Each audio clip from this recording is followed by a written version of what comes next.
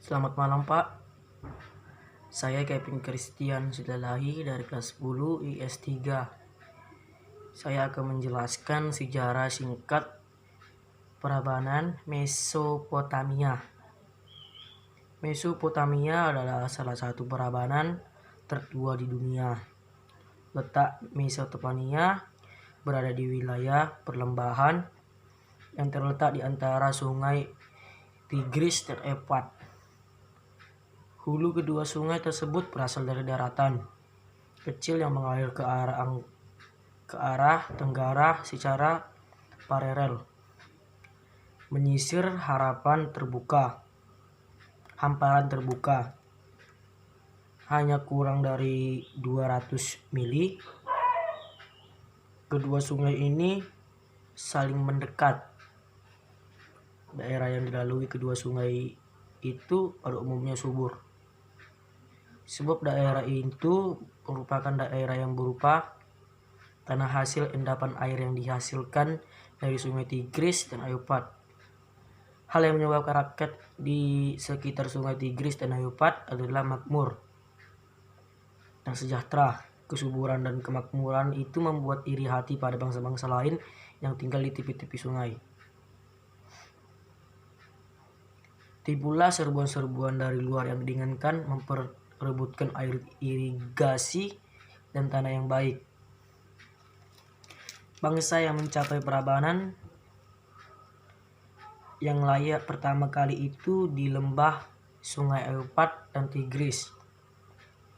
Nama dirinya bangsa Sumeria, adapun penduduk asli di situ taklukan menjadi budak yang kemudian dikawani pula. Bangsa Sumeria dating dan gurun dan pegunungan di luar Mesopotamia. Mereka tentunya mula-mula adalah para peternak yang hidup sebagai nomad. Datang pula ke situ bangsa Semit untuk kemudian bercampur dengan bangsa Sumeria. Sebelum sampai ke lembah Euphrat dan Tigris, bangsa Semit sudah mengenal dasar-dasar kehidupan politik dan ekonomi pertanian. Pada dasarnya, yang disebut dengan Prabanan Mesopotamia adalah Praban Sumeria itu sendiri. Dikatakan demikian sebab secara umum sebagian besar Prabanan Mesopotamia dibentuk oleh bangsa Sumeria. Bangsa-bangsa yang lain yang datang sesudahnya hanyalah menerus dan mengembangkan Praban yang dicapai oleh bangsa Sumeria.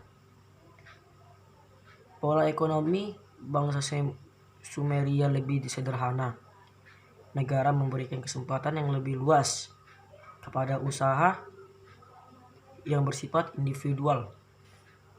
Kekayaan tidak secara eksklusif menjadi milik pengusaha, baik dalam praktek maupun teori.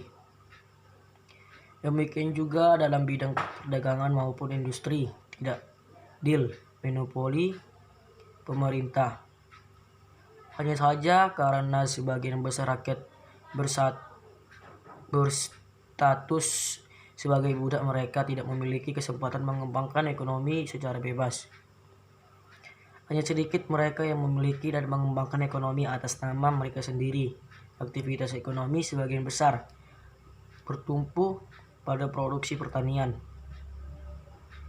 Karena kondisi tanah yang subur dan pengairan yang sangat baik sekali, serta tersedianya tenaga-tenaga yang terampil dan ahli menjadikan pertanian menjadi sektor utama definisi negara.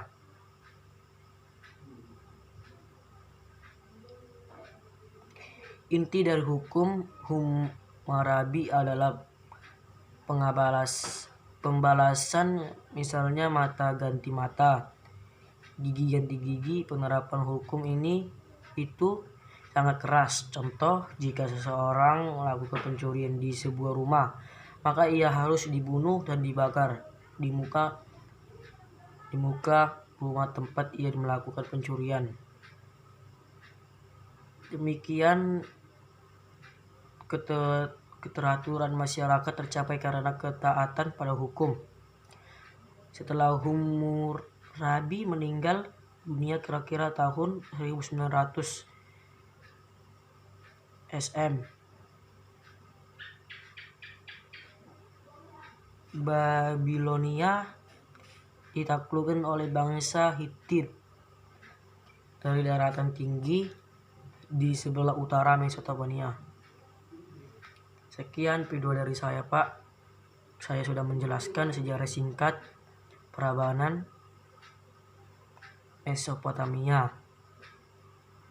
Saya Kevin Christian Selai dari kelas 10 IS3 kelompok 3. Sekian, terima kasih. Selamat malam, Pak.